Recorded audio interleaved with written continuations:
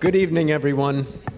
Thank you for coming to tonight's fellowship lecture, which is a lecture in the fellowship program that we run here at the YIVO Institute. There are 8 fellowships that we give out annually to both emerging scholars as well as established scholars for the purpose of conducting research in their fields using YIVO's archives and library, working with YIVO staff and eventually giving a lecture, which is the culmination of their fellowship. Tonight's program is emanating from the Joseph Kremen Memorial Fellowship, which is dedicated to assist undergraduates or postgraduate researchers in the fields of Eastern European Jewish arts, music, and theater. There is no geographical restriction. Researchers can apply the fellowship to work on Eastern European Jewish diasporas on any continent.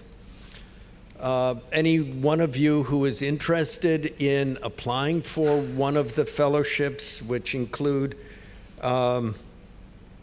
East European Jewish Studies, Baltic Studies, Polish Studies, East European Jewish Literature, American Jewish Studies, and fellowships in Eastern European Jewish Studies, you may write to me, Jonathan Brent, Executive Director of YIVO, or to Eddie Portnoy, who is our Senior Academic Advisor.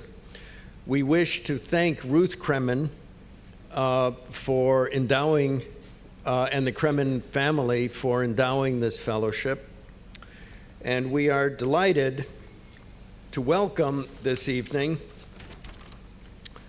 Jeremiah Lockwood, who is the 2019 recipient of this Joseph Kremen Memorial Fellowship. He is currently completing a PhD on Hasidic Cantorial revivalists at Stanford University. Jeremiah has played around the world for Montreal Jazz to the Festival au Dessert in Timbuktu. That sounds pretty fantastic. Mali, as the leader of the Sway Machinery, and as guitarist in the Balkan Beatbox. This is pretty amazing. His duo project, Book of J, with musician Julia Eisenberg, performs regularly in the Bay Area and throughout the United States. Jeremiah was a recipient of a 6 Points Fellowship for Emerging Jewish Artists and Artists in Residence for the Forward, and a Brooklyn Philharmonic Orchestra Composer Fellow. Yoel Cohn is a virtuoso singer and an expert on, quote, golden age cantorial music of the early 20th century, has performed extensively in the New York area and internationally.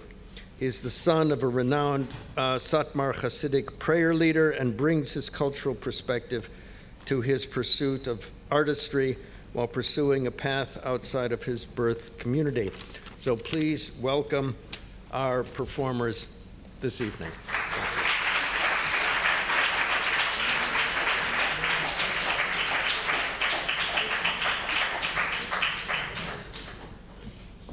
Thank you so much for the kind words of introduction. And this being a talk about music, or a talk with music, we're going to begin with a performance of Ki Hine Kachomer from a 1922 recording by Zavel Kvarten.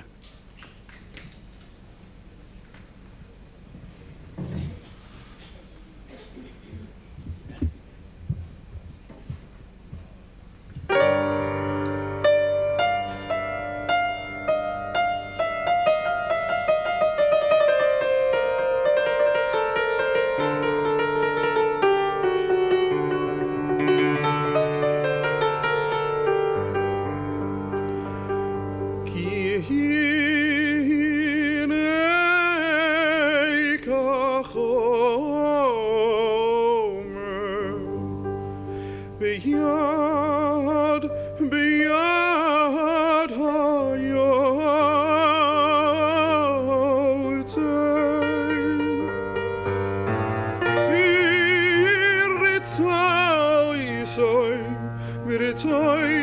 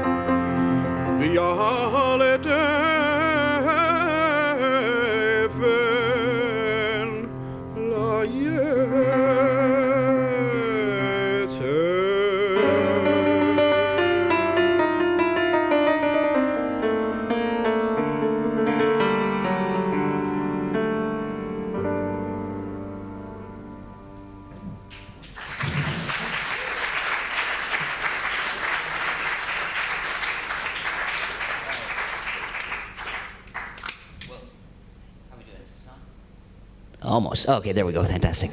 All right, that was absolutely stunning. I'm very blessed to know this fine young man here, Yoel Cohn, who's one of a cohort of young artists that is emerging from the Hasidic community in Brooklyn, performing repertoires of early 20th century cantorial music in wonderful and new ways. And we're going to be hearing from Yoel a few times over the course of this evening together. And these memorial fellowship lectures are usually only talk, but we're mixing it up together with the kind permission of the YIVO establishment. And I'm going to be talking tonight about cantorial music, juxtaposing two aspects of the way people talked about this important artifact of Jewish culture. Is cantorial music Hefker khazones, or is it the Schlüssel to the Yiddish neshama? Right? Is it Hefker, for those who have heard the term apikoros? It's from the same root. Hefker is something that's thrown away, something that is kind of in the sense of abandoned. It has an element of the term licentiousness. I see you're nodding your head that I'm wrong. Let's talk afterwards about the etymology of the term. I love it. The pushback already starts. So, why are these two terms, Hefker, which means something that is abandoned, or perhaps even licentious, why is it in dialogue with the term khazones, which is the sacred Jewish music tradition? And we're going to be talking about that over the course of the next hour. So we're going to begin with Eliyahu Zelodkovsky. This is a description of his davening in East New York in 1926, from an article in Der Morgenjournal that is in the archives here at YIVO. The sensation caused by this year's Rosh Hashanah was a wonder for mavens of Jewish music, who were hypnotized by the artful prayers from the world-famous Vilna cantor, Eliyahu Zelodkovsky. The large shul of the New Lot's Talmud Torah was overflowing, so that in order to keep order in shul, it was necessary for police to be stationed outside the synagogue, and the whole committee was occupied with keeping order inside. And it was a great effort, the whole 2 days of Rosh Hashanah, to keep the 2,000 people in attendance in order. And there, everyone had the opportunity to marvel at the sweet Skarbova melodies, which were performed artfully and with great spiritual impact by Chazan Zelodkovsky. The devotion and enthusiasm of the attendees grew from minute to minute. And when Chazan Zelodkovsky began his Hinani, and after that, Livakesh Rachani Mulai Vial Shulchai, with an old Jewish diasporic krechts, he had the whole congregation in tears. Now, these beautiful descriptions that we have from the Yiddish press of Zelodkovsky's singing are the only artifacts we have of his music. No recordings were made of Zelodkovsky, because in this period, whether or not cantors should be recording their music, whether or not they should be enshrining their art in some space outside of the synagogue, was deeply controversial.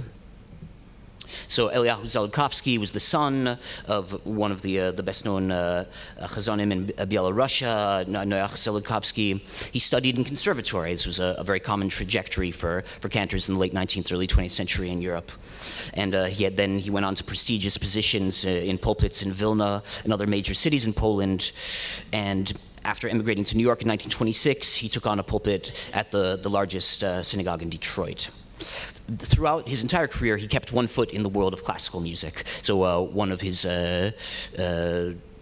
key works in the field of classical music was a Hebrew language translation of Haydn's oratorio, The Creation, which was performed throughout Poland in the year 1924.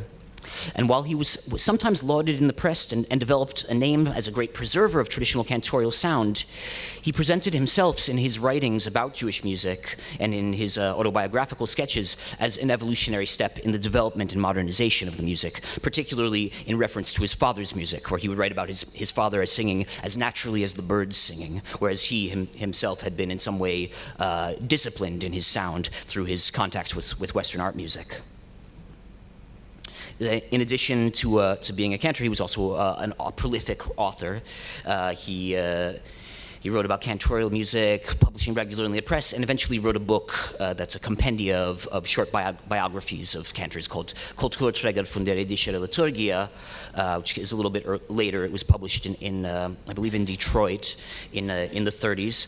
And while Zaludkowski cared deeply about change and saw himself as being part of the change and modernization in music, he was also deeply consumed by anxieties about what would be the limits of acceptable change in cantorial music. At what point would change go too far and perform some kind of act of pollution upon the sacred art itself? So in his journalism in the 1920s, he coined the term Hefker khazones to in some way try to discipline his, or to chastise at least, his peers who he saw as having gone past this limit. So what is there in this association of wantonness and cantorial music? Today we're going to be looking at artifacts from the YIVO collection that will help us elucidate the relationship between modernization and pollution, between what can be seen as legitimate forms of trying to push the music to its furthest extremes of poetic beauty and aesthetic achievement.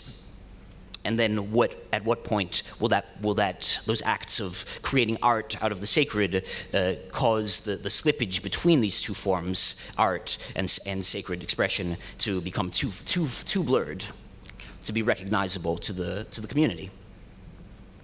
So in order to get a little bit of a handle on some of the key discussions within cantorial culture about what cantorial music is supposed to do, what are the archetypes of what a cantor is supposed to be, let's step back and talk about cantorial ideologies about time and nusach hatzafila. So defining nusach is a kind of a thankless task in a way that everyone gives a different definition for it, but we'll give kind of a working definition that nusach is the melodies and the kinds of modes that cantors use for improvising a coherent musical expression of the statutory Jewish prayer texts.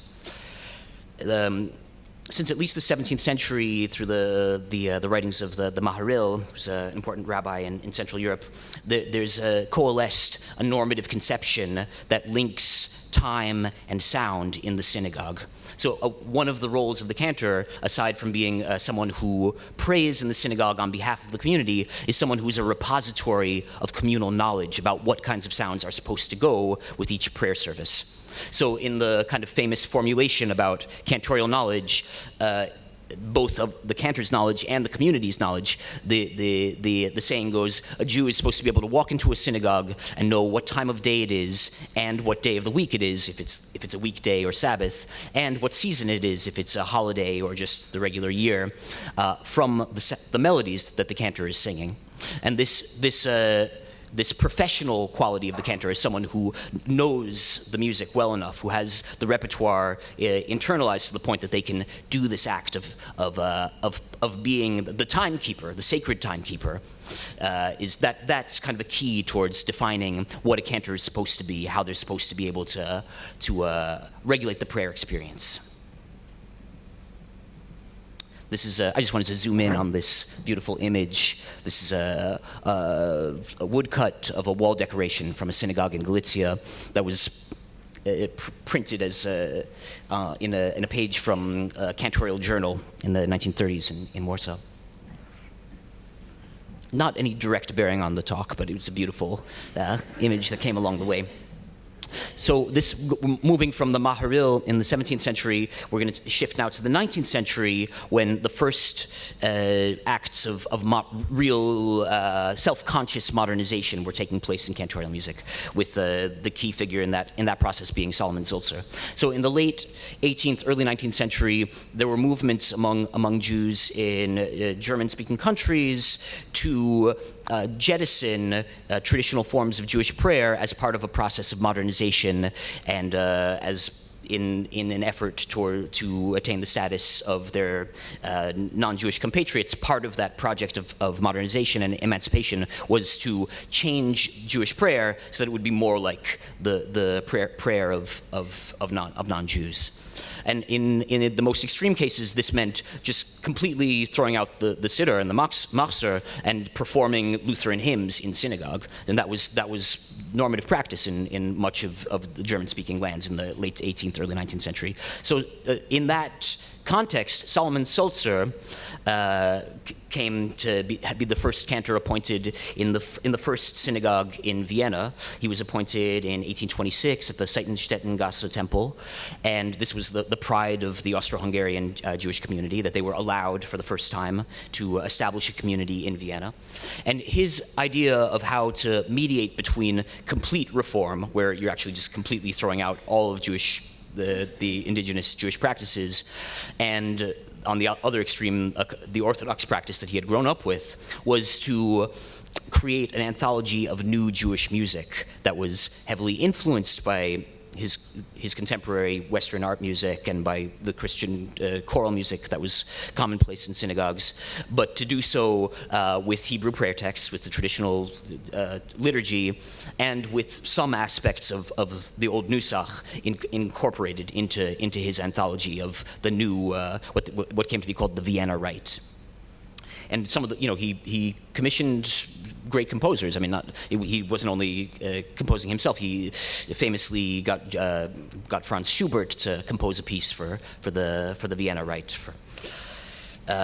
Seltzer's goal, in addition to creating a recognizable Jewish sonic counterpoint to the experience of becoming citizens of the Austro-Hungarian Empire, was also to fight for cantorial professionalism. Right? He writes at length about the importance of dignity, right, for a cantor to become an artist in the eyes of the community.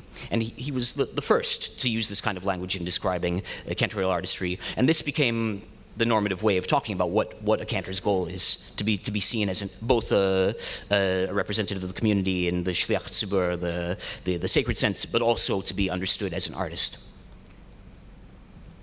Here's Seltzer as an old guy. And, in every cantorial journal, in anthologies in Yiddish about cantorial music, Seltzer is always present. And although he came to have a kind of a controversial valence because of the extreme nature of his embrace of non-Jewish music into the sacred space, he was still revered, even by his detractors.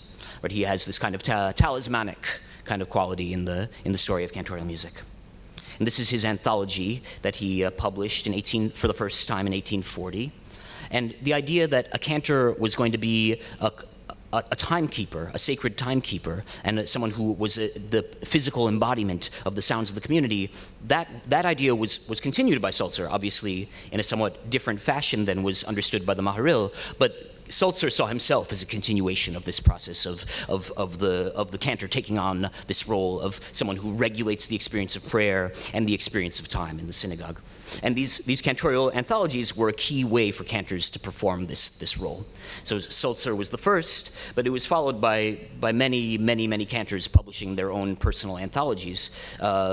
This is Aaron Friedman's in Berlin. Aaron Friedman was an Eastern European cantor who had a position in Berlin. This is from 1901. There's a famous one from 1871, Der Praktische Vorbeter by Abraham Baer, which has become among contemporary cantorial pedagogy. This has a very revered place.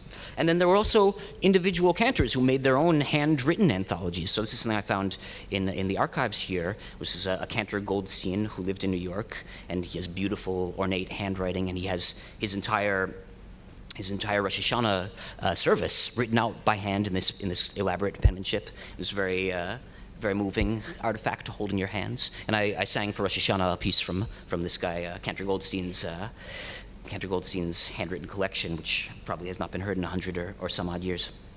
All right, so just to give you a little bit of a sense, mostly we're going to be hearing from Yoel when we're going to get our musical examples today, but because it's possible the music of Seltzer is not so familiar to us, I'm going to just play a brief clip of a performance of one of Seltzer's settings of Adon Olam for you.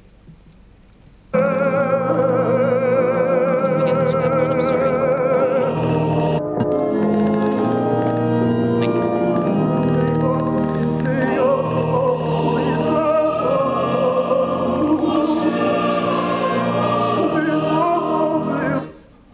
That wasn't good.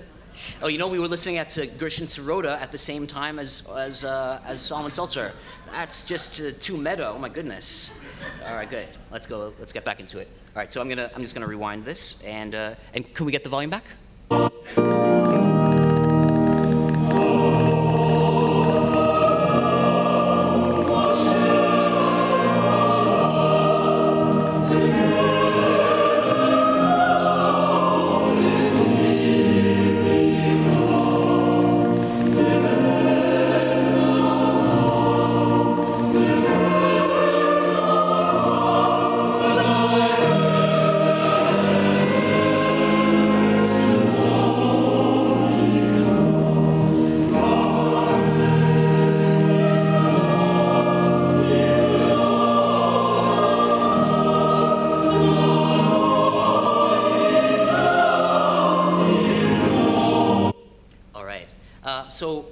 Just to give you a little taste, very beautiful, very formal, quite different than perhaps our conception of what Jewish prayer is supposed to sound like, or maybe not. I mean, it depends on what your background is from where you grew up.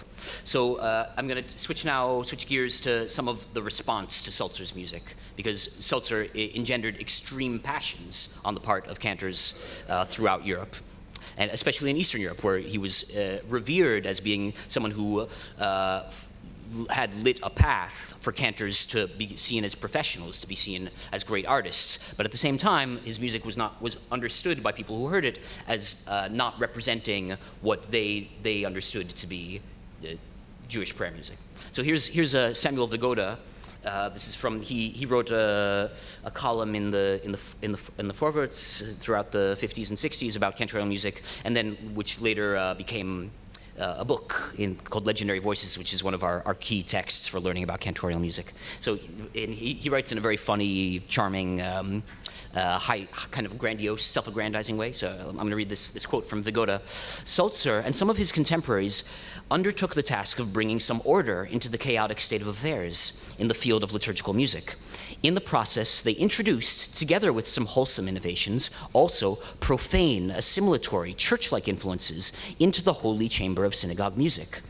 And who can tell how far the process of radical transformation of the old but still untarnished typical Jewish motifs would have gone, if not for the counter-revolutionary activities of the East European stalwart representatives of the Chazanut HaRegesh, the kind of feelingful cantorial music, who stood their ground like bulwarks manning the ramparts, determined to preserve the precious treasure which had been handed down from the past. And I just love it that Vigoda sees these cantors in Eastern Europe as being like guys in the trenches in World War I or something. But people took these questions extremely seriously. So there was a backlash, kind of what we could. A backlash is maybe too strong a term, but there were different kinds of responses to this, including a form of re-embrace of what people understood to be a folkloric Jewish sound. So here we have a picture of Gershon Sirota with Mrs. Sirota and Leo Leov, who's the choir director in the synagogue, the Tlamatsky synagogue in Warsaw, where Sirota was the cantor, and Leo Leov, along with composers like Baruch Shor, David Novakovsky in Odessa, and others, were working in elite urban synagogues that had originally embraced the Vienna Rite, the Seltzerian form of reform, but who began to sneak in what they saw as being a style of cantorial performance that reflected their understanding of the heritage. And in this process, they also framed out a whole kind of narrative of who are the great cantors of the past that we can call on as our versions, our Eastern European parallels to Seltzer. So here we have Bezalel Odesser, Yeshua Feinsinger, David Brod, Hirsch Weintraub, and these names recur over and over again as the figures who are looked upon as being almost mythological figures in Eastern European music, where we don't know a lot about what their music sounded like, but it's understood from descriptions of their music that it involved extensive coloratura singing, extreme dynamics, the sound of crying as an integral part of the vocal production that were later embraced or re-embraced or rediscovered or innovated in some way by Eastern European cantors. This is another example. This guy is, here we have Nisi Belzer, who was kind of a mid to late 19th century cantor who many of his mishurim, that are his choir boys, went on to become cantors who recorded in the recording era, which we're almost up to.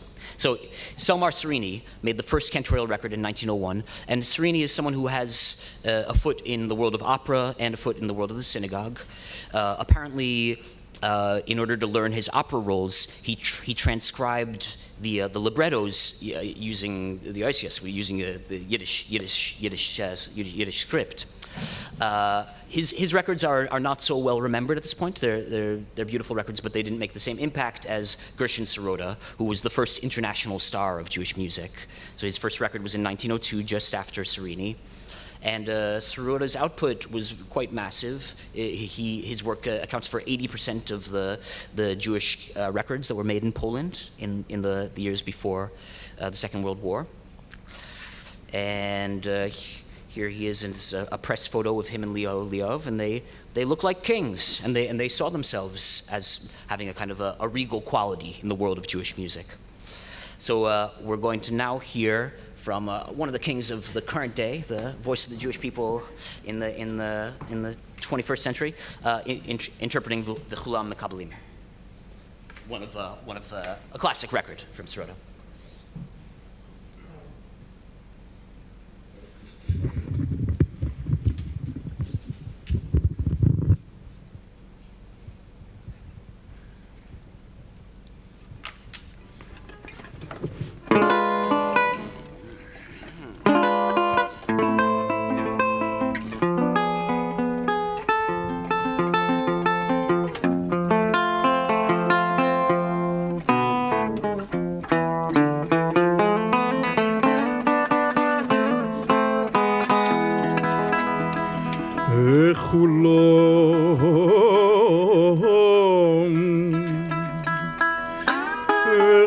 מקבלים עליהם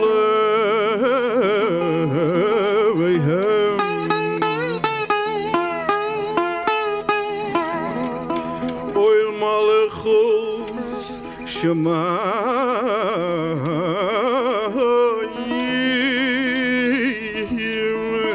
וזה מזה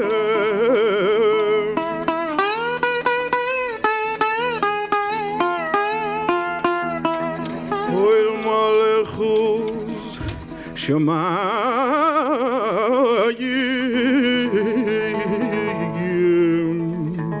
זה מזה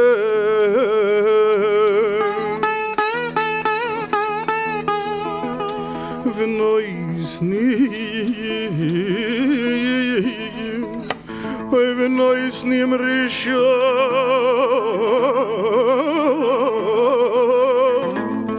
זה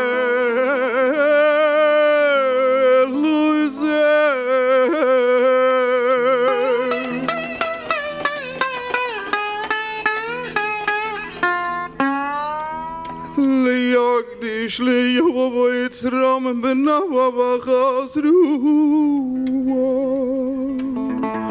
וסופו ברורה ובנעימה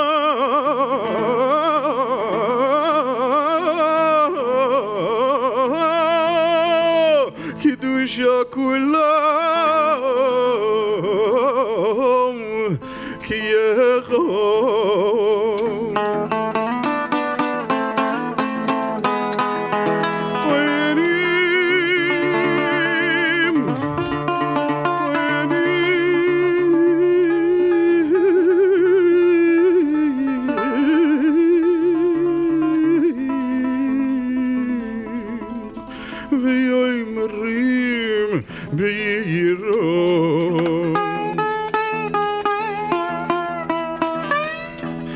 והוא יפנים וחיו יסקוידש ברעם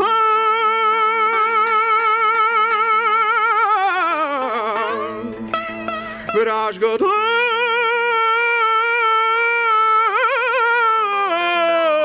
מיזנבסים ליומל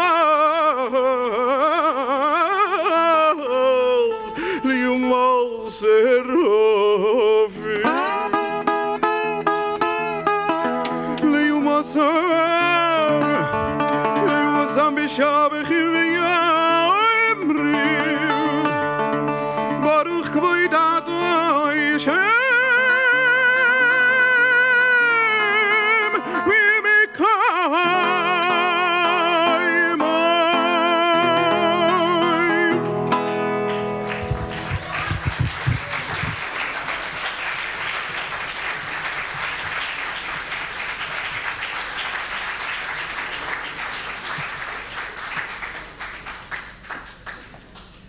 So how could you not love that, right? How could you not love that? But people, but it's, I mean, maybe it's partly in the nature of the dialogic nature of the Jewish community. There was a counter response that was fiercely against this new innovation of recording. So in 1910, Pinchas Minkowski, who was at the Broder Synagogue in Odessa, it published not just a critique, but an incredibly impassioned diatribe against the new innovation of recording sacred music. In his work Moderne Liturgia in unsere Synagogen in Russland, he has some pretty outrageous fantasies about the misuses of sacred sound that can happen when the sacred is encapsulated and in media, where we can take it on a record and play it wherever we want. So this is from Minkowski's writing. And so it was that 5 days ago, okay, so I'll give you the setup. He's in synagogue, a young man comes to him after davening and says, I really loved your davening. I heard a piece just like that recently.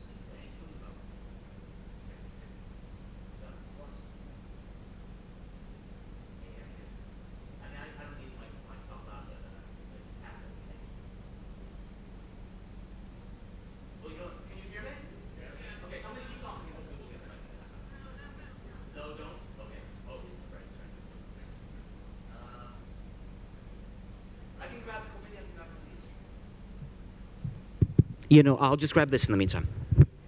There we go, making lemonade. Okay, so this young man comes up to him and recounts to him where he heard a cantorial record.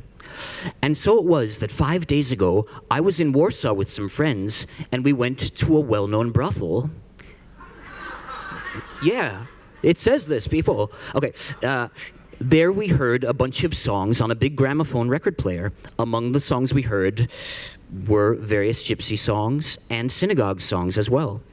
And here's the clincher. Just as I was about to complete my labor, the gramophone started to sing the solo Tzadik Katomer Yiforach. So Minkowski uses this as his proof text.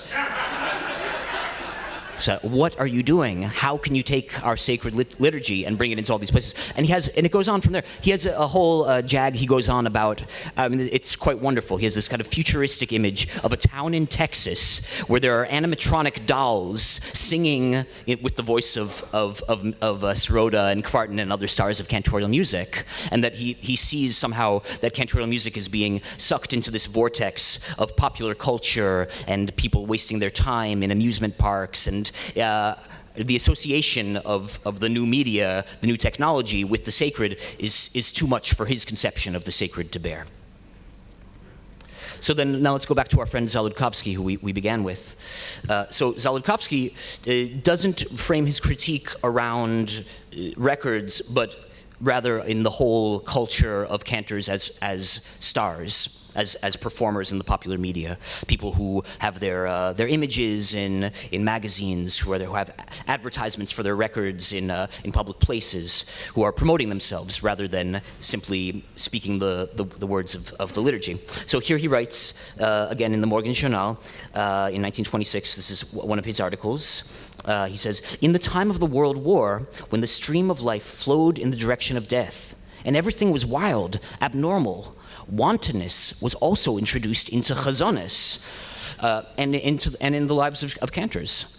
The old patriarchal khazones and the modern cultured khazones were gradually dying, and their place was taken by Hefker khazones."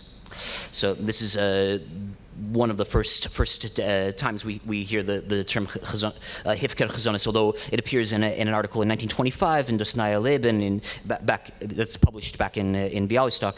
Here he gives a kind of a definition for Hefker khazones. Hefker khazones, a cantorial culture in which one finds no trace of religious impression and also no artistic form. A cantorial culture that sates itself with cold, ignorant, theatrical effects, and in which eccentric gestures and clowning during davening play a major role. It is enough for a not completely run-down singer, and often at times he's a tailor or a butcher or a bricklayer as well, as long as he has a voice and puts on a top hat, grows long hair, sports a goatee, and claims to be a cantor, not knowing what he sings and not understanding the simplest level of meaning of the prayers that he mumbles. And oftentimes, standing in a Jewish synagogue and hearing the singing of a cantor with a choir, one forgets where one is, as if you have found yourself, lahavdil, in a Yiddish theater. The same music, the same vocal style, and also the same audience, who are eager to clap and shout bravo or whistle at the cantor when he performs to their liking, when he spins out a Mekadesh HaShabbos in the style that they like. So Zaludkowski raises questions about, does khazones have a question with art or not? And does a cantor also need to be musically and culturally elevated? And if a cantor is trying to strive for this kind of musical culture, but is doing so in a way that is in conversation with popular culture, with the role of mass media or with Yiddish theater, does this in some way degrade the art aspirations of khazones? Where can the Seltzerian appeal to the sublime, to the greatness of the Western canon, where does that end? And where does Hefker or wantonness or vulgarity in the music begin? So in 1924, the Cantors Association of America, the Chazonim Verbund, published a Festschrift for their 30th anniversary called Die Geschichte von Chazones, which means the story or history of cantorial music. It's not really a history, although there are essays about the history of the music in it. But it's kind of a celebratory piece in which there are biographical descriptions of some of the most famous cantors and also a few essays about the music. And in this piece, there's an article called Die Zukunft von Chazones in America by Beis Shelvin, who was the culture editor at the Morgen Journal. And the future of cantorial music in America, does it look bright or not? Well, even back in 1924, people were saying the future of cantorial music is very, very bleak. People's tastes are, this is right in the middle of, when Yossele Rosenblatt and, this was Kvarten were in their heyday, were huge stars selling hundreds of thousands of records, and cantors were employed at perhaps dozens, maybe hundreds of synagogues in the Northeast.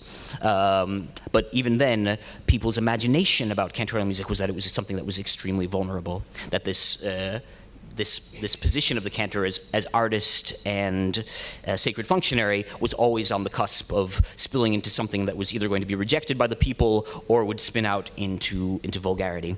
So Beis Shelvin writes, the main critic of chazones in America is the parvenu Jew, who in their hometowns and villages used to congregate in the doorways of their shoemaker, tailor, butcher, and money changer's synagogue.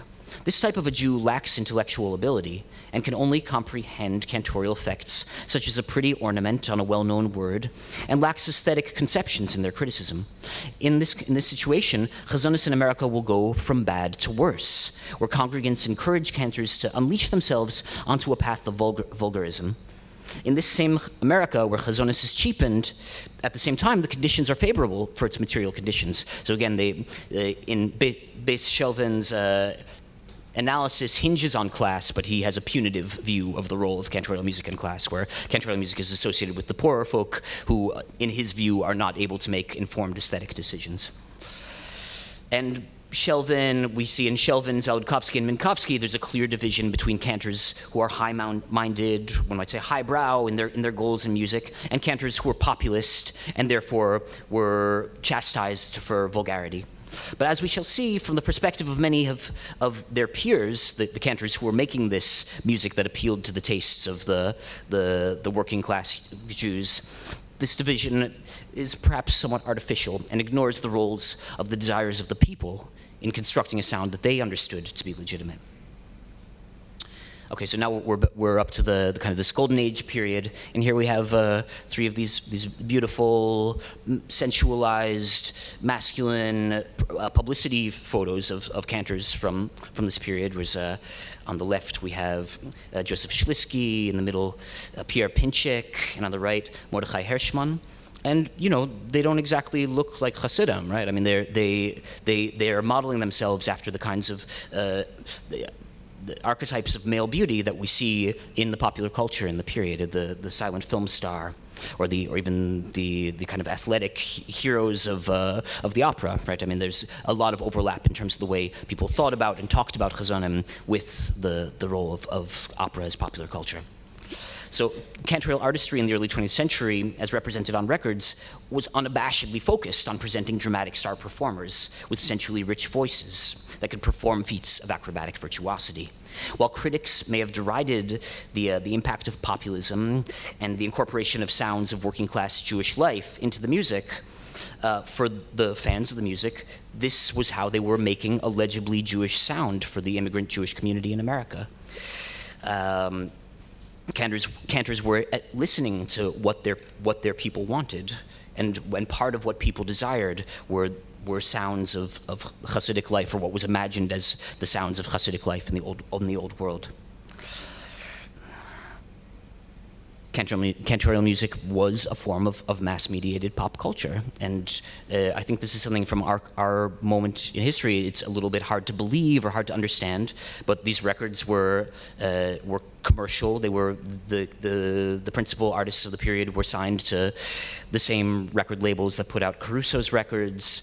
They sold in the hundreds of thousands, both in Europe and in America, and they packed Carnegie Hall. This is the poster for a concert at Carnegie Hall, where there was a choir of 300 chazonim, and then the principal soloists were these names that are still familiar to us from their records. It's another cantorial concert poster. Die menorah was belebt das jüdische Volk, so the menorah that illuminates the Jewish people. Right? And in the center we have Sable Rovner, who is a figure in late 19th century Ukrainian Jewish music who lived long enough to become a figure in American Jewish music as well, and made a bunch of records, although he was primarily a composer, not a singer. And interestingly, on this poster, we can't see it in this image, but he's described as the Jewish Wagner. So, here we have a ticket. This is a ticket to get into shul, and it says the price 50 cents. So, I mean, there are issues around halachic observance come into play in this. I mean, probably there wasn't someone at the door selling tickets to the synagogue, but there are descriptions of people around the corner selling tickets. So, I mean, the interaction between commerce and the sacred is very live here. And then this is great. This is an advertisement for a radio show, Libby's Radio. This was the first Yiddish language radio program. And this clip's from 1926 when the radio program launched. And we have here a cantorial performance on the same bill with a Hasidische jazz band. And guess who the cantor is? It's Eliyahu Zelodkovsky, who is intoning and invoking and inveighing against the horrors of Hefker khazones. But he himself was sharing stages with the most commercial forms of Jewish music and on the most modern forms of mediation of the arts. So the lines between the elitists and the populists were obviously not very clear. All right, now we're getting up to Yesela Rosenblatt, and soon we'll get a chance to hear a little more music. Yesela Rosenblatt is perhaps familiar to many of you here today. Rosenblatt was the biggest, after Sirota, he was the next major star of Cantorial music. And he was born in the Ukraine in 1882. His son of a khazon, he was a child prodigy, and his father took him touring around synagogues in Europe as a child.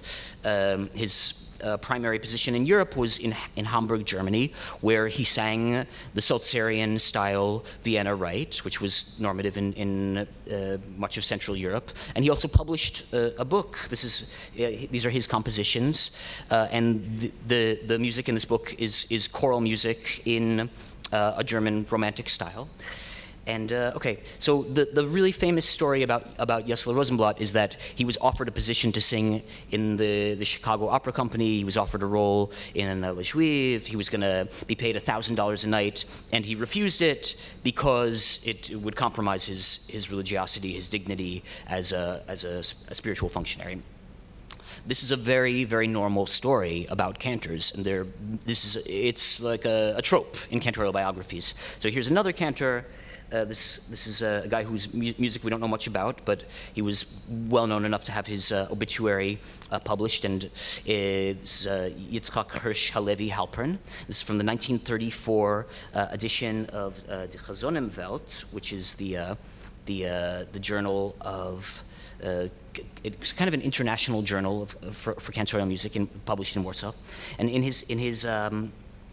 his autobiographical statement that's published here as part of his obituary, he says, as a young man, I was a mashur by Reb Yitzchak Feinsinger in Jitamar, and then I sang in the Gesang Cantor in the Rabbi Shul, and later in Berdichev. In Berdichev, there lived Cantor Wolf Spitzberg, a great musician. He has this wonderful cantorial lineage that he describes. In St. Petersburg, I took private voice lessons in voice culture with a great professor of voice. I learned a great deal from him, and had soon completely developed my lyric baritone voice. I was a master of Schubert Lieder and also appeared in the Imperial Opera. What devolves is that the orchestra director loves his voice so much, he's trying to get him to convert so that he can be appointed as a full-time member of the opera. And he's on the verge of doing it when there's a performance on Kol Nidre night. He's forgotten that it's Kol Nidre. He's so absorbed into the opera culture. Then he has this vision. His grandfather comes before his eyes as he's about to go on stage, and he's dressed as a priest for the role that he's going to play. And then he tears off his costume, he runs home crying, and then from then on, no more opera. So this is part of the language that cantors are speaking about themselves. Opera is part of their world. It's a dangerous part of their world, and one that they have to evade, even though it is well known that many cantors did in fact sing in opera. So Rosenblatt, model of piety. Well, let's see. I mean, in his posthumous reputation, Yesela has come to be remembered as the exemplar of normative cantorial piety.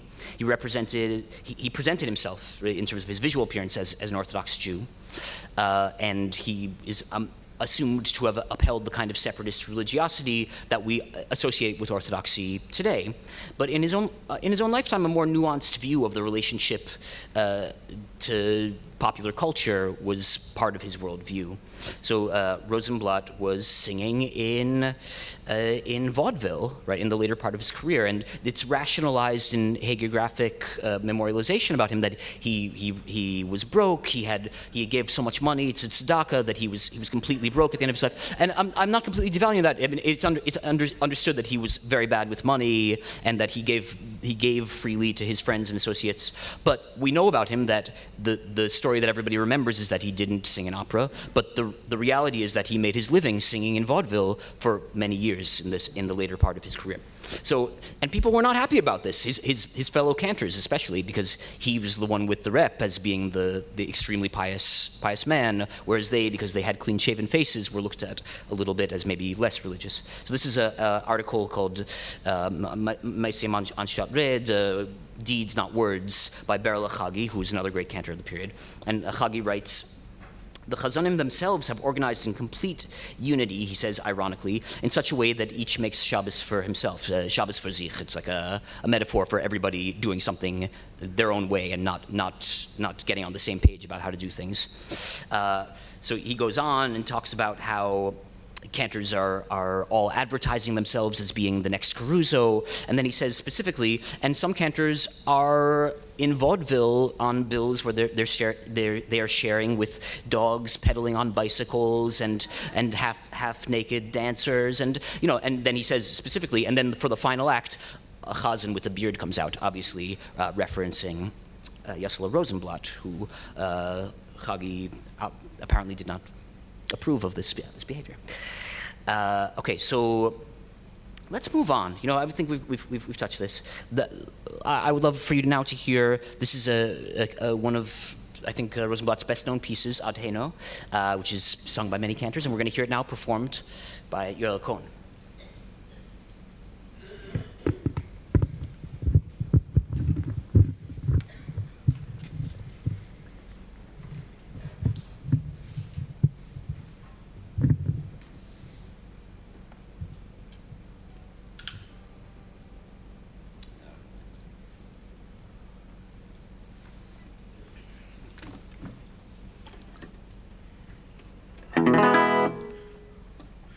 Adeno azaronu rachamecho Velo yazovonu Chasodecho Ve'al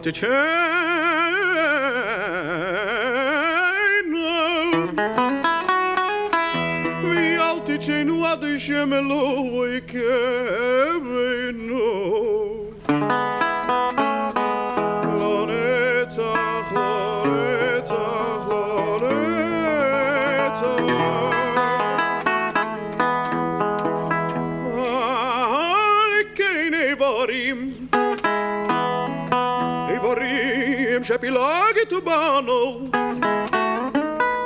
ורוח ונשמה שנפחת ביפינו ורוח ונשמה שנפחת ביפינו ולא השם אשר שמת בפינו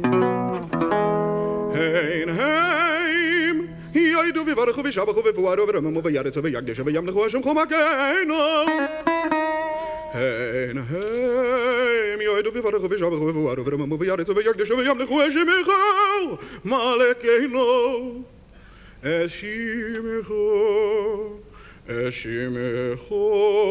מלכנו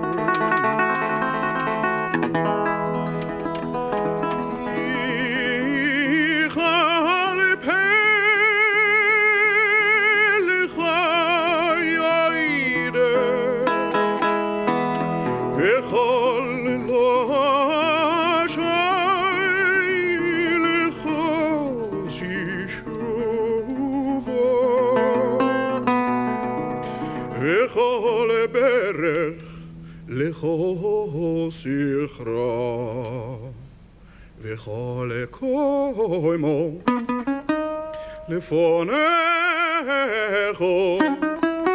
שישתך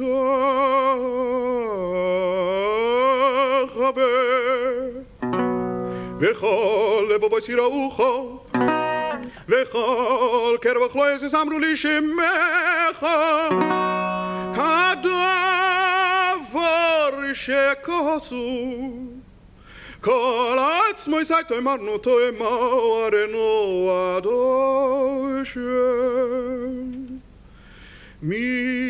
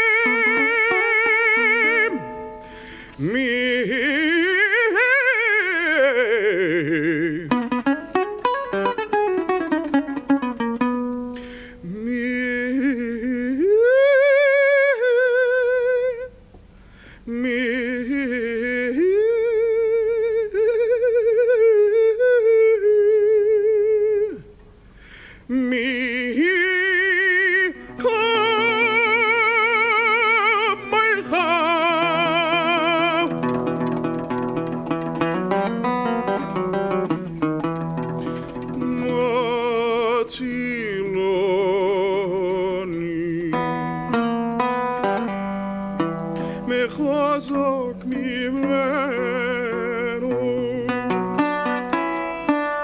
ויאני ויהיה ויין מי יגז לו ויאני ויהיה ויין מי יגז לו ויאני ויהיה ויין מי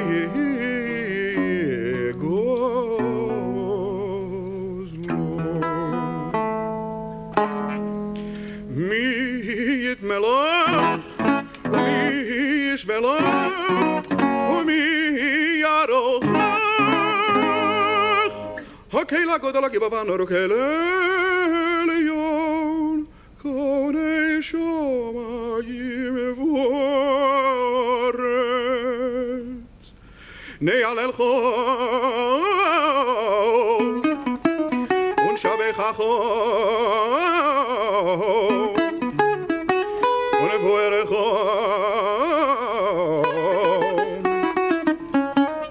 ונברך השם קודשך כמו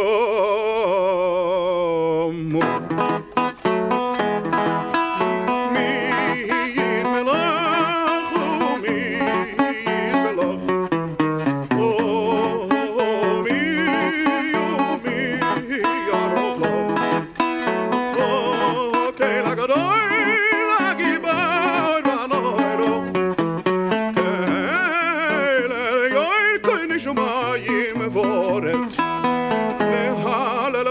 ונשבחך ונבואך ונברך השם קודשך נהללך ונשבחך ונבואך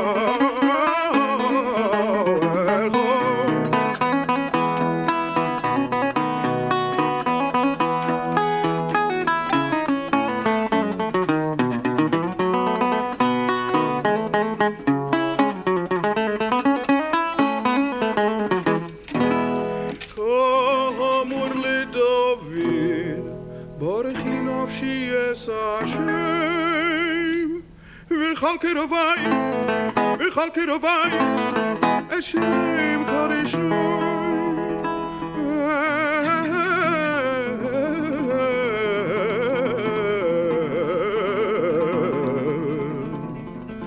וכל קרובי השם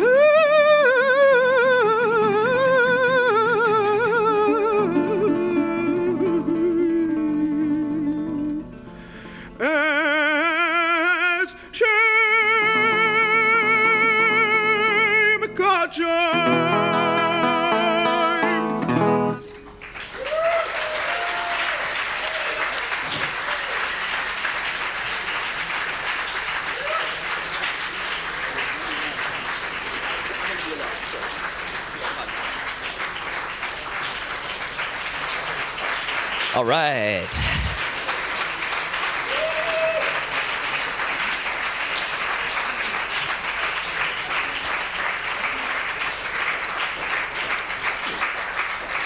See, this is called payoff. You learn a little bit, you get to have a little bit of fun, you know, moving back and forth between the different vectors of experience over here. So we're going to turn our attention now to Sable Rovner, who is one of the other great khazones of the Golden Age, roughly a contemporary of Sirota, and also his recording career began in Europe in full flung. He was selling at one point 500,000 copies of his records a year. So in his autobiography, he kind of outlines for us the tension between the idea that there's one kind of music in the elite synagogues, the choral music, and another kind of music that's represented by his experiences in his youth. And he, in his in Mein Leben, which he published as a very old man in 1952, he remembers being in the small town where he was born, and talks about the Baltic Feliz, who were untrained. They were not professional singers, but he represents them as having given him access to this kind of noisy, harsh sound of Jewish prayer that he then, throughout his career as a professional cantor, tried to find ways to bring back into the synagogue, and to find ways to synthesize this with the elite music that had become the norm in the kinds of urban synagogues where they would hire a great virtuosic cantor.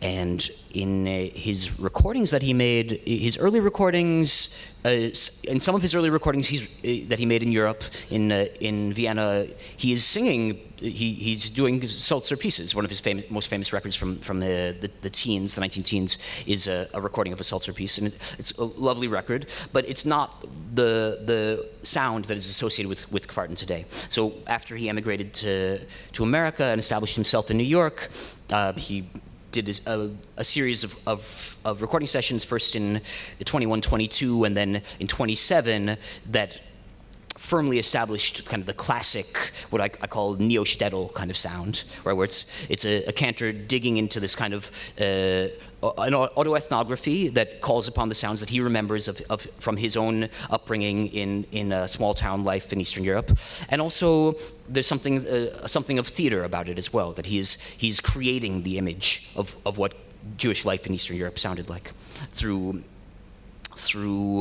these kind of emotive techniques, right? Something there, because you hear the sound of someone who sounds like they themselves are experiencing this transformative experience of emotion and prayer, or they themselves are crying from the power of the spiritual experience of prayer, that will entrain your body into this experience. And so I think in the work of someone like Kvarten, people often analyze Jewish music in the synagogue as being either performative or participatory. So cantors along the Kvarten style, I think they really blur this division, because they are trying to get you to participate through being so deeply brought into the experience of prayer through the act of listening. So we're going to hear a reinterpretation of one of Kvarten's classics, recorded in 1927, Shomea Kol Bichios.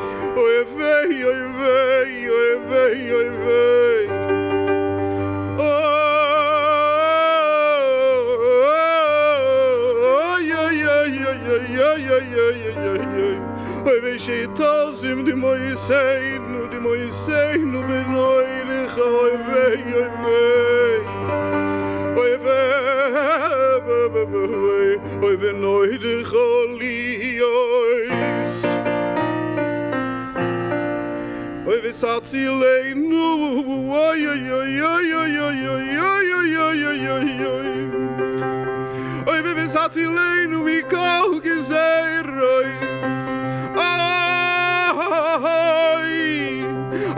atzilenu mikol gezerois, gezerois, gezerois, gezerois, gezerois, achesorios.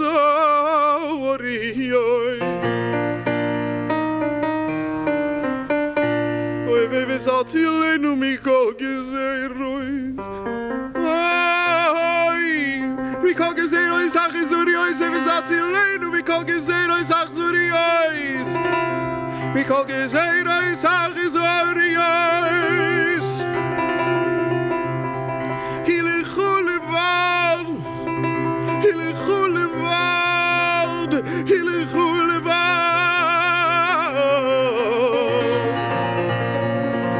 Hilechu levad, hilechu levad, einenu. Lecho, einenu tilu.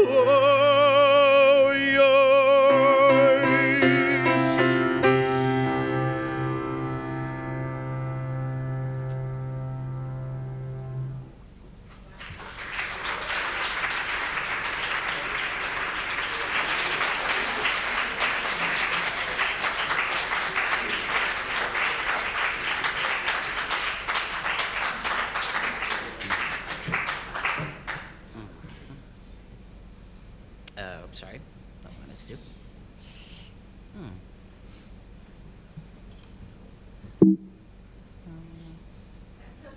That's okay.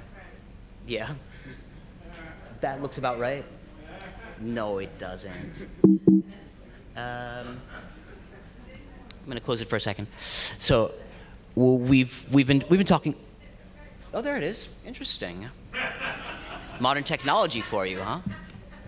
It's okay. It doesn't have to be perfect. It just has to be good. And great. Maybe you go to window. Okay. There we go. Okay. So what we're coming to the question of, is cantorial music Hefker, or is it the key to the Jewish soul? So obviously, for the cantors who were making this kinds of music, their passion for what they saw as being a pathway towards Jewish folklore, towards Jewish folk conceptions of prayer, was unambiguous. So writing in Die Schule und die Khazonenwelt, which is this cantorial journal, a cantor who lived in Brooklyn, Laban, wrote in 1939, for a long time, it was assumed that little by little the old original Jewish song would disappear, and its place would be taken by the modernized music, which had been cut off from its Jewish source. It seems now that Jewish music is destined to experience a tikkun, to experience a repair.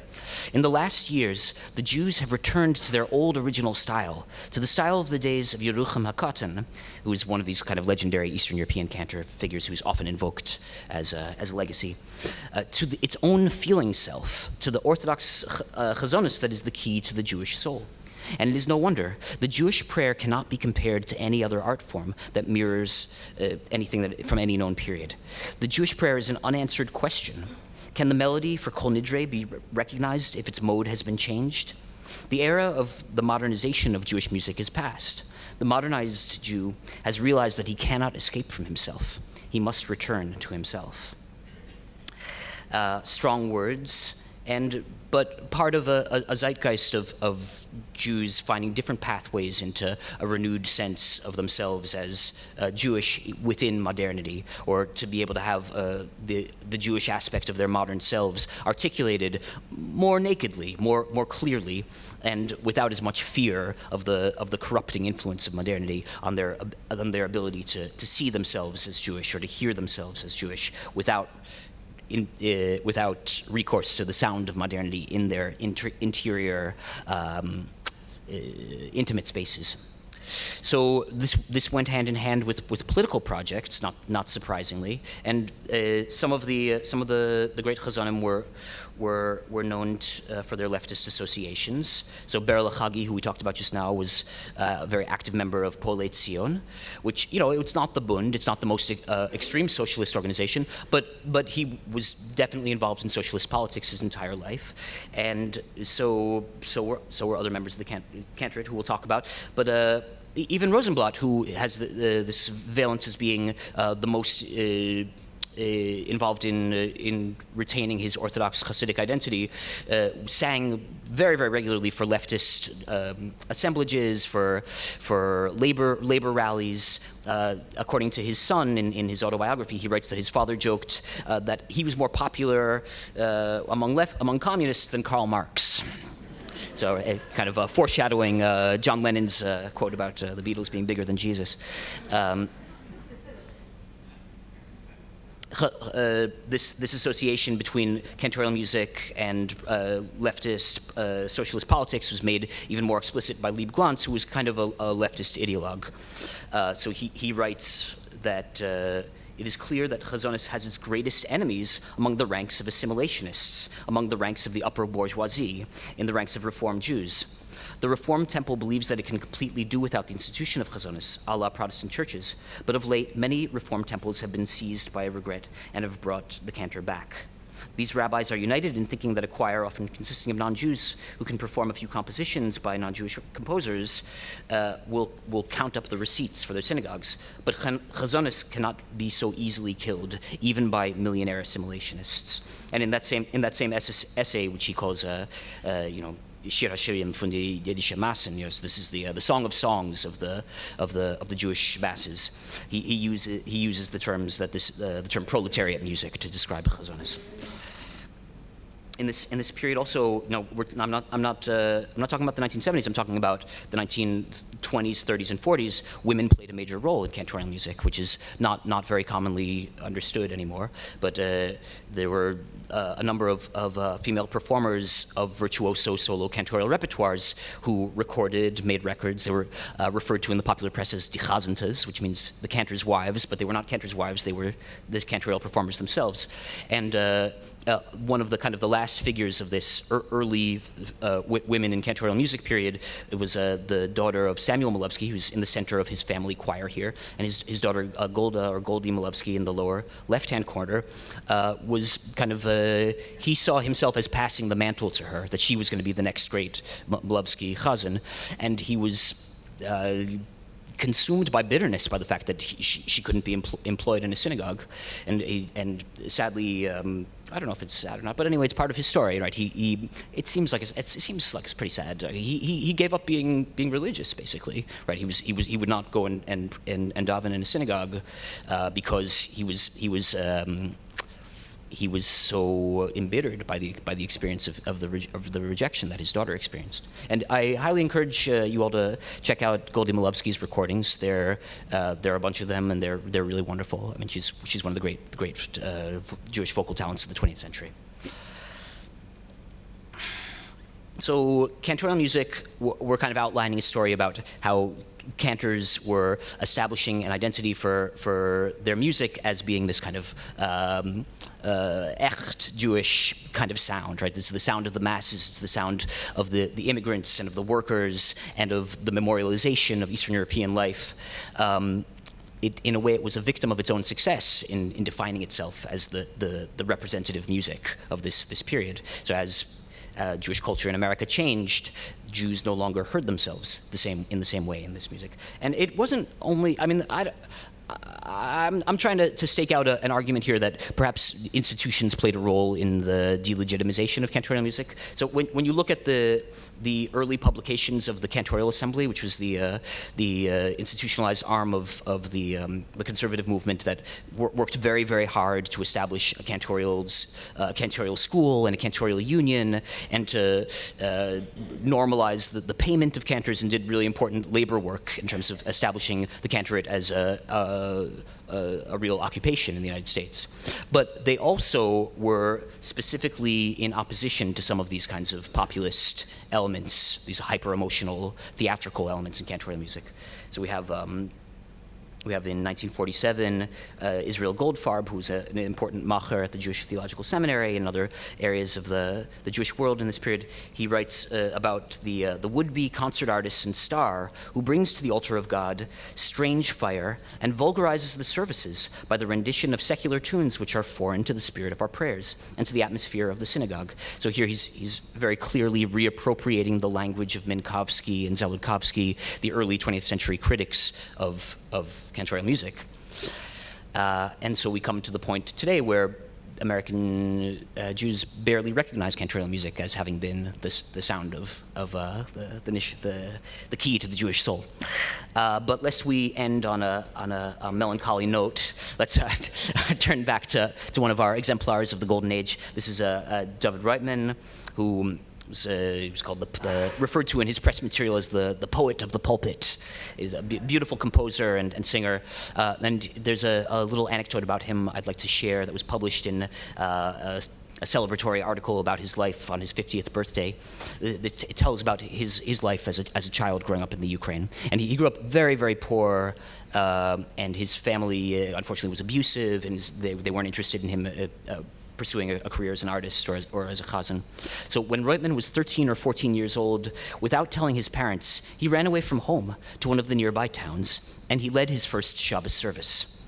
This was his first debut, and for payment, the gabbai promised him, in addition to meals, a ruble and 50 kopecks for the Shabbos davening. After Shabbos ended, Reitman came looking for the gabbai, and the people told him he had left for the entire week and had not left any money for him. So to make a few groschen so he could fund his travels back down the road, Reitman sang for a party for some young people in a private home, performing, quote, modern pieces. In answer to the question where he learned such lovely compositions, which apparently he was improvising on the spot, Reitman boasted that he had sung in the opera. This is the 14-year-old boy. The small-town youngsters did not know what opera was and asked him to tell them, and Reitman gave the following explanatory example. When one wants a glass of tea, you sing in Russian, because the opera is not in Yiddish. Give me a glass of tea, he sang in an operatic style. But obviously, the words can't be sung with a Jewish flavor. Instead, they have to be sung in the style of opera. Okay, so now we're going to take a step back and a step forward, and we're going to have one last excursus from our honored guest tonight, Yoel Cohen. This is going to be a performance of Avinu Malkeinu from David Reitman.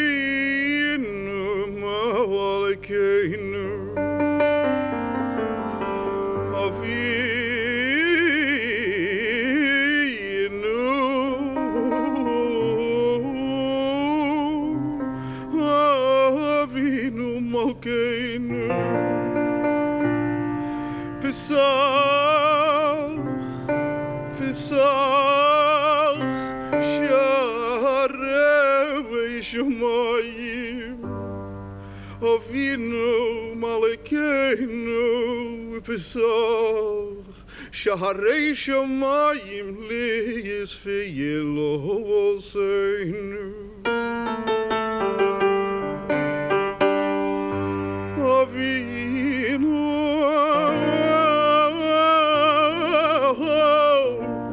Avinu Malkeinu Zochai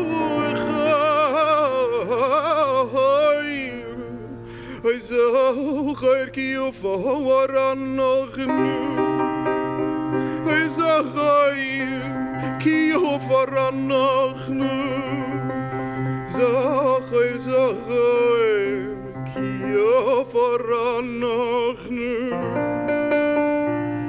Zochai Zochai ki yofor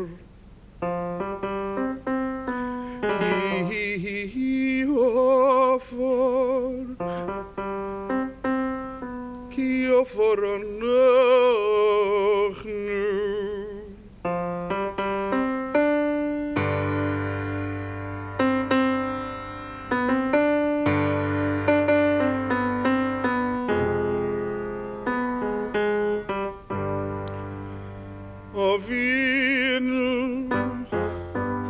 Avinu Malkeinu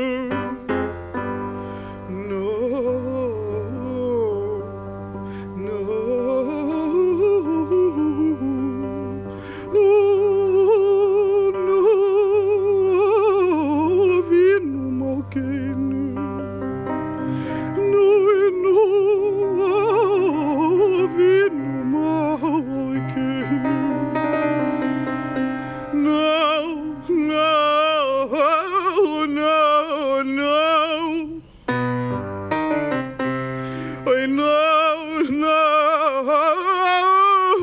No one to shiva, we know how to shiva, we know we come, no how to shiva, no come,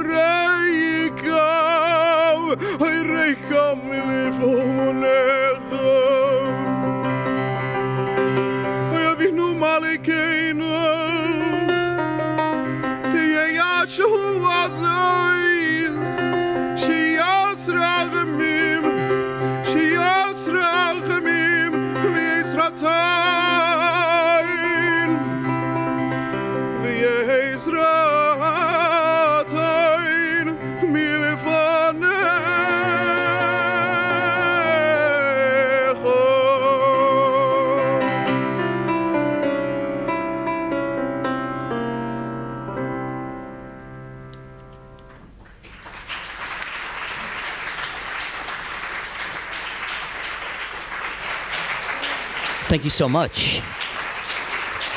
Yokon.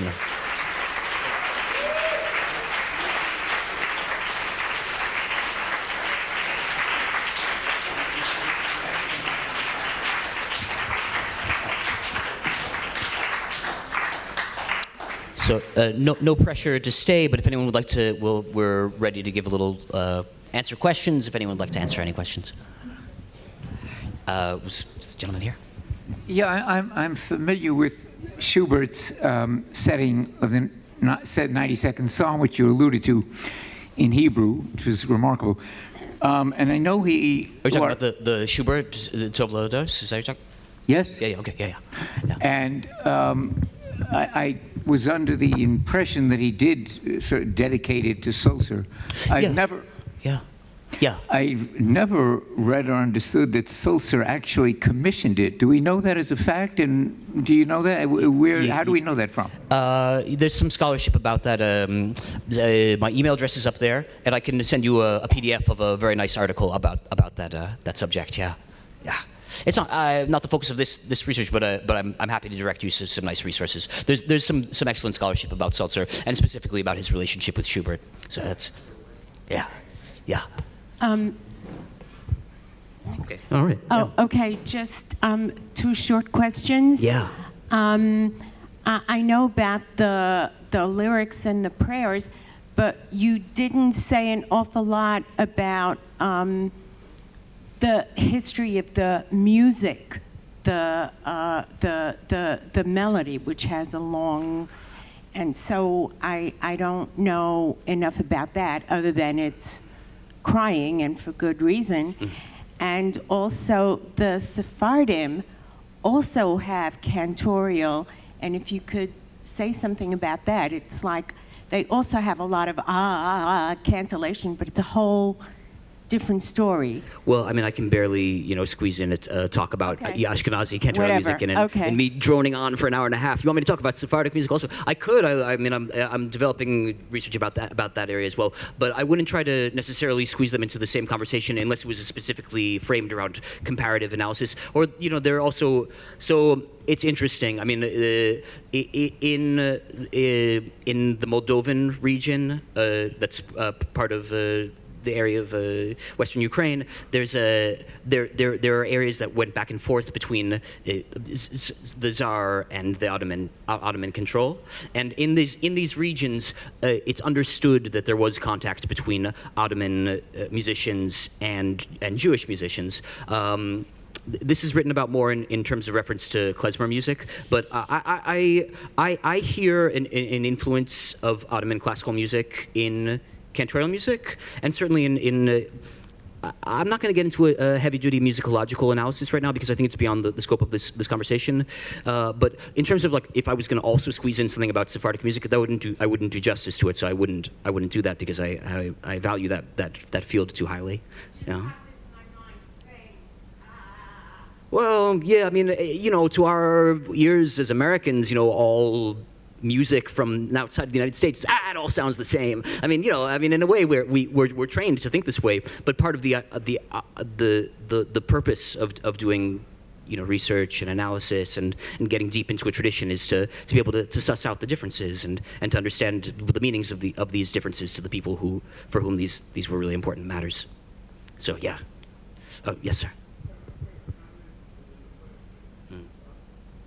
Sorry. Yeah, the comment is that the story behind the jazz singer sounds a whole lot like the story of one of the khazones that you talked about. Yeah. Rosenblatt is one of the stars of the jazz singer. Yeah, Yesler Rosenblatt is in the jazz singer. Well, no, I understand, but Yeah. I'm really talking about Al Jolson's part, not Yesler Rosenblatt. Yeah. Do you want to talk about that a little bit? I don't know anything about it. Okay. We should each have a microphone. Anyway, the question is, Yeah. most of the music that we've heard today, to me, doesn't sound very melodic. Kol Nidre, to me, sounds much more melodic. What we've heard today sounds much more, I don't know how to put it because I'm not that well educated in music, but, Well, I understand what you're saying. So look, there's something that there's a wonderful Soviet musicologist, Asafiev, who talks about something called ethno-hearing. So we are enculturated to hear certain kinds of music and to understand it. And it immediately, this is our music. We know immediately what it's about because it represents to us our culture and ourselves. So we've heard Kol Nidre our whole lives, once a year, presumably if you go to synagogue once a year on Kol Nidre, this is a piece of music you know your whole life. So it makes for a lot of sense that you would hear it as a melody and not just as a stream of notes that you don't understand. Right? So this is all. It's very. What I'm trying to say is it's culturally relative. Yeah. Can I add something to that? You are right in that all of the samples of today, except for the first one, which was sort of a lead, Kienekechomer, and some parts of the middle piece were actually not even metered. They were not on time. Am I right? Yeah. Yeah. So. This is kind of foundational. So they're. Yeah. They don't have a time signature. They just go the fourth and make noise. Two quick points and then a question. The two quick points are that I believe Apikoros is related to the Greek Epicurean. Yeah, exactly. Yeah. The other point is that at least as I understood the tale, Rosenblatt's appearance in vaudeville is actually an expression of his Frumkeit because he did it to repay debts that he owed, and he wouldn't walk away from those debts. Well, that's a rationalization of the story, and I appreciate your repeating the myth, and I love Rosenblatt, and don't mean any disrespect by I'm not really drawing it into question. I'm just saying let's look at it, right? I mean, I love the mythos around Rosenblatt and revere his music and his work, but I think there's utility in drawing our heroes into skepticizing their public image and thinking about what kinds of stories other kinds of stories we can draw from their lives. The question is whether you might comment at least briefly on tensions between Rabbonim and Chazonim in terms of I'm sorry, I couldn't hear that. If you might comment, at least briefly, about tensions in synagogues between rabbis and their openness to have prima donna cantors in the Well, service. how do you know the rabbis aren't prima donnas?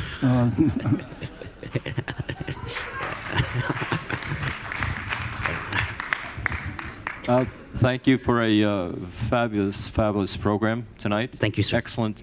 The singing was extraordinary.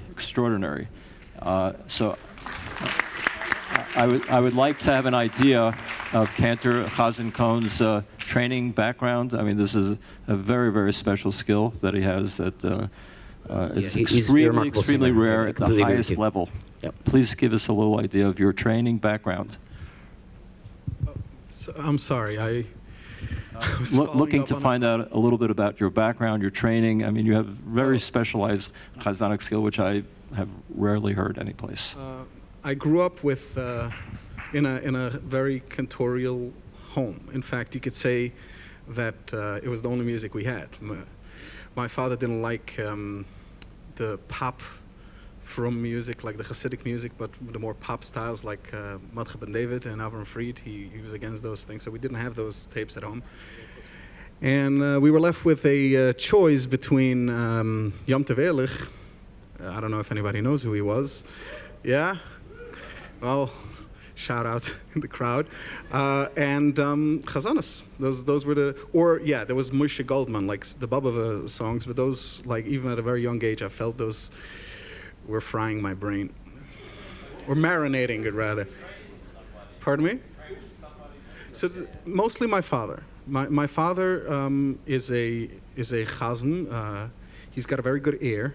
There's been a trend in khazones since Moshe Koshevitsky to take all the old songs and make them all into dramatic tenor, show-offy kind of things. For instance, there's Adhena that we've been singing from Rosenblatt. There are recordings of it by Koshevitsky, and everybody copies that one simply because it's wonderful. It's amazing, but it's also less of an emphasis on the song, more of an emphasis on, I guess, deafening people. That was the. And so my father sort of pulled me towards the other end of it. He's extremely precise. He sings, everything that he performs is down to the seminote, to the semi-brevi demi-quaver. But I went a little away from that a little bit because I find singing with that level of precision just not creatively rewarding. So I like to let myself go a little, but not in the, I don't like the very post-Koshevitsky style as much as I do the old style where people just, they got themselves lost in khazones rather than trying to impress people. Who was the first musician you mentioned when you had a choice between man and khazones as a child? Yontiv Ehrlich, he wasn't a musician, he was more of a, how do I put it? Poet, Batchen. It's hard to, like he created, they were for kids mostly, but he was very musical. He's a wonderful poet. And his music is amazing. It evokes folk songs and like Yiddish. I mean, they're kind of pietist parables, but they're done in a way that doesn't feel like you're getting hit with a hammer over the head. They're done in a very subtle and lovely way. I think people would like Yontiv Ehrlich. I mean, it's good music. Yeah. YIVO, I mean, anybody with an interest in Yiddish should look up Yontiv Ehrlich. It's a very interesting insight to a corner of Judaism that might not be as visited as others. I was wondering about that, the Adheno piece.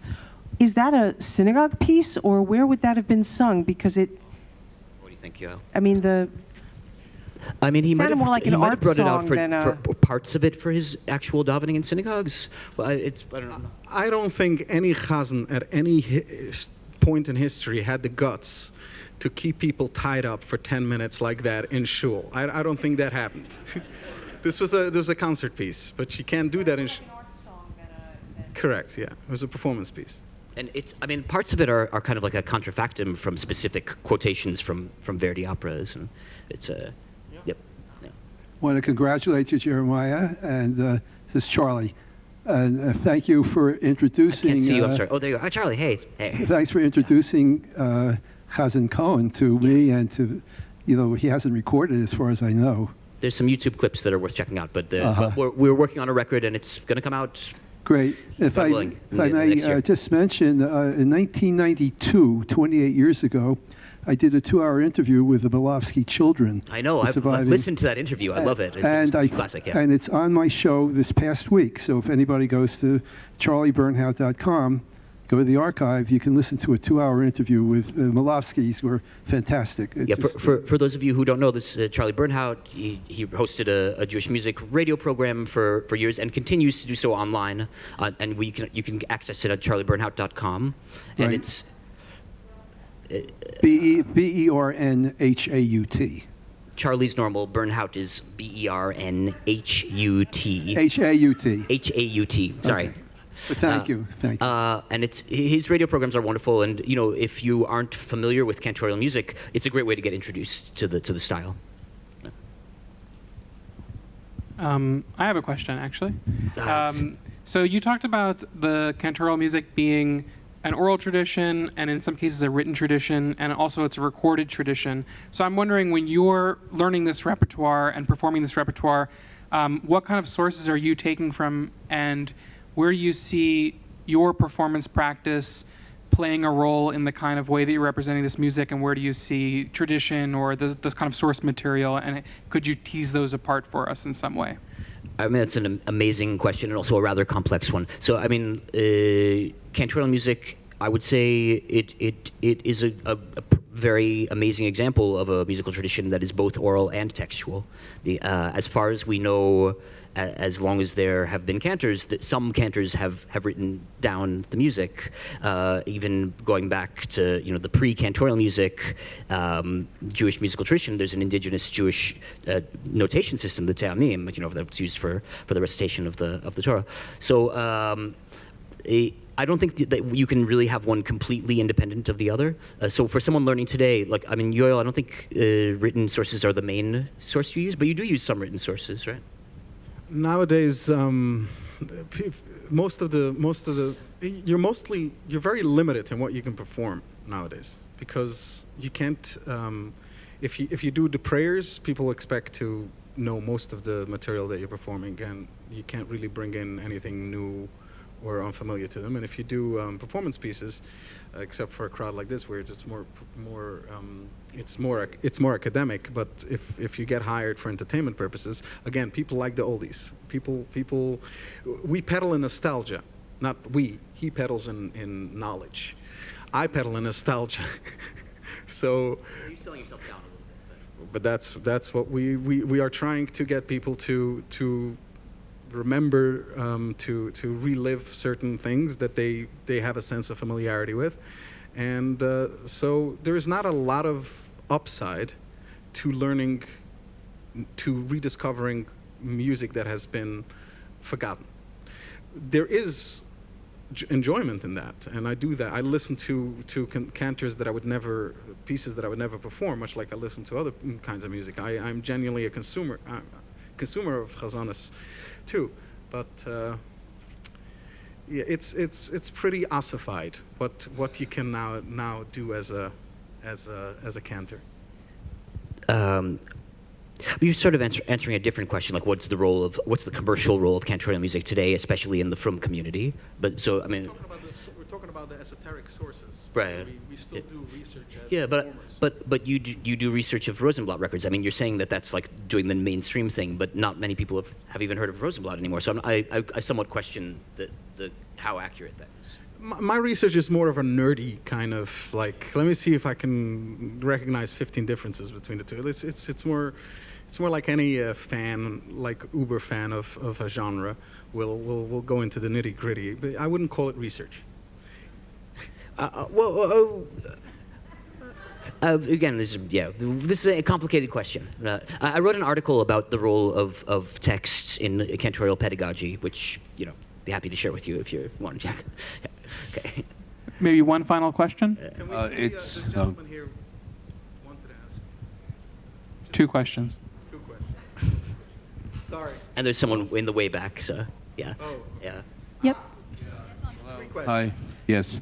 B'chisel zich, yidel zich, and this sounds like the Sadducees and the Pharisees, and the Leviim were in charge of the official chant in the synagogue. And I don't hear many recordings of Zmiris that you do at the Shabbos Tish, or Shalashidis, or Motzei Shabbos, and Malava Malka. You don't hear much of that. And a lot of this 500,000 record sales could have been to get cred among the, forgive the word, goyim, to say that we too have high culture. We're not just guys with kapotas and herring schmear on our clothing. We dress well and we can do this. Yeah, prestige played a big role in it. Obviously, we hear that a lot. That that how the Jews appear to. Not so much how the Jews appear to non-Jews, but how they appear to themselves, right? We want to have a vision of Jewishness that is valuable in the eyes of the larger community, and that's a very important aspect of this kind of assimilatory cantorial sound of the 19th century. But it's interesting actually because it wasn't only just about the image, though. In some cases, the sounds of the synagogue were actually written into law. in the Austro-Hungarian Empire, when they were experimenting with emancipating the Jews, with giving Jews legal rights of citizenship, it was sometimes explicitly linked to modernization of ritual in the synagogue, so that when there were cantors being trained in this new Seltzerian repertoire, part of the idea of training them was that they were going to be doing work of training the Jewish people in how to sound more like their non-Jewish neighbors. And after the destruction of the Second Temple, Judaism retreated to the home, but it was always back and forth. We had a tremendous temple service. The Levites were doing the singing. And it sounds like it's interesting because there's a split here. There's not much Zmiris that's being recorded. That's not true. There are recordings of Zmiris. Yeah, we've got some beautiful recordings of Zmiris as well. In addition, sometimes by cantors and also sometimes by the Yiddish theater performers. That it would be part of the Zmiris would be worked into the texts of plays. So there's a lot of nice records, recordings of Zmiris. I'll look for them. Mm. Okay, yeah. My question is really two-part. I'm interested in how cantorial music moved from the more formal type of music to the more melodic music. For instance, Avinu Malkeinu, as it's sung in shuls today, is very melodic. It's not at all like the version of Avinu Malkeinu that you sang. But the second part of the question is, nowadays, in most or a lot of shuls, the music that's sung to specific prayers is the same from shul to shul. What's the history behind that? How did that happen? Well, in the United States today, the cantors are mostly trained in the same institutions and they're taught the same liturgy. So yeah, the specific history of codification in the United States happened in the 1940s. There's a book by out of Kachko, which is used to train all of the Reform cantors, and there's a similar anthology that's used in the conservative movement. I have a question for you, just to follow up on that. But when did, there are some parts that are truly, there are some pieces in the liturgy that are truly international, like Kol Nidre, certain the Kesser, the Nusach, So do you know when these were codified, so to say? So they're from Sinai, I mean, no, I mean, there are aspects of Ashkenazi prayer that you hear throughout the Ashkenazi diaspora.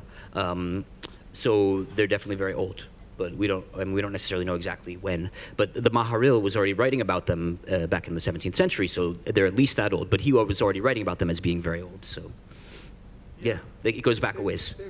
They've probably, my uneducated guess is that it's probably sort of accreted slowly. This part it's just popularization, social media. Some trend takes hold. It probably moved much slower than it does today. But there was enough churn, there was enough people who migrated, khazones, who migrated from place to place, and certain things concreted into this is the song and you can change it, and certain other things were left open to interpretation. Certain parts of the davening were set to modes, and others were set to melodies. Yeah, I mean, our talk today didn't really focus much on cantorial music before the 19th century. There's a kind of a historical break that happens in this period, and post 19th century, we know a lot more about Jewish music than we do about pre-19th century, and that's just kind of true about Jewish history in general. But in music, it's very extreme because, I mean, I was comparing the notation of Jewish music to the Te'ameh, but it's the Te'amim, but it's not exactly a great comparison because that system doesn't tell us exactly what the music sounds like, and not that cantorial notation starting in the 19th century tells us exactly what it sounds like, but it's much closer. Right, the tools of Western notation are it's a strong tool for representing sound. So we don't have anything like that before. Or I shouldn't say we don't have anything. We have very, very little documentation from before the 19th century. I'm afraid that's all we have time for tonight. Thank you both so much. Well, let's talk after.